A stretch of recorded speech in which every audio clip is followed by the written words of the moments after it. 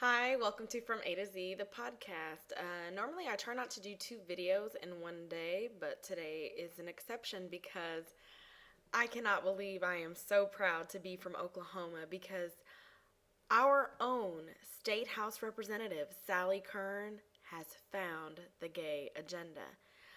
I can't believe that she found the gay agenda when I was left off the Evite. What is going on?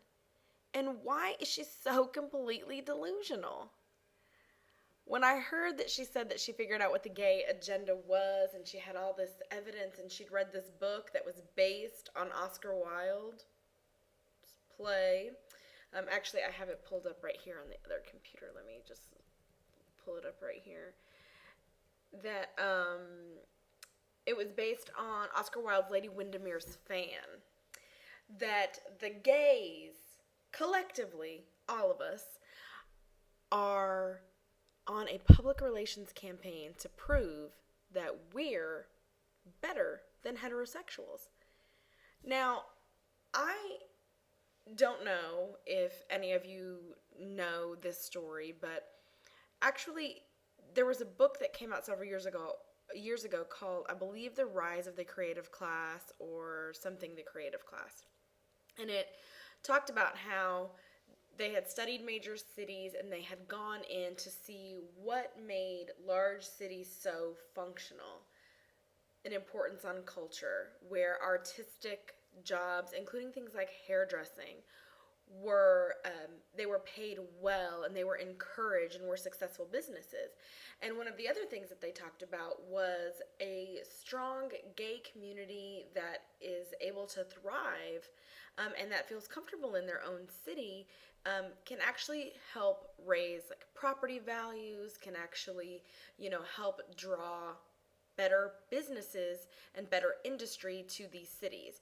So a blue collar town could essentially draw in more lucrative corporate businesses if that's what it wanted to do by making sure that it provided a nourishing environment for the creative class, people who needed to be creative in their jobs. And a lot of times mentioned were having a really friendly GLBTQ community.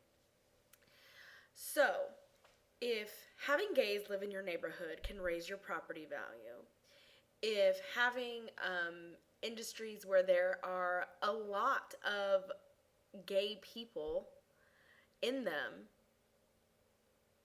artists, writers, musicians, okay, I'll go for the stereotype, even hairdressers, if all of those things can help provide a better living environment for everybody and not just gays, not just writers, not just artists, but for an entire community, why shouldn't we think we're better?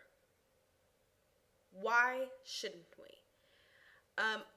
I, of course, do this all very tongue-in-cheek. I think Sally Kern is just the most really misinformed, I guess is probably the politest way that I can put that, really the most misinformed or ill-informed sort of, I think she enjoys this sort of villainous niche that she's carved out for herself, and really in a state where, trust me, growing up in the gay community, having actually worked at a gay establishment, there's not really a lot of safety there, and she knows that, and to try to corner an entire community in a state that already views just about everybody as second-class citizens is really just a shame. It's really, really sad.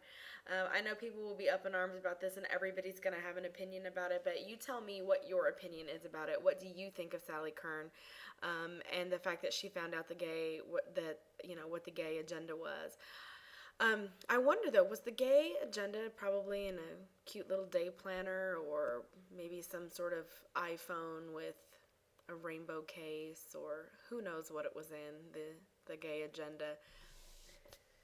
Anyways, guys, keep me posted about what you think about this, and we will see you next time. Bye, guys.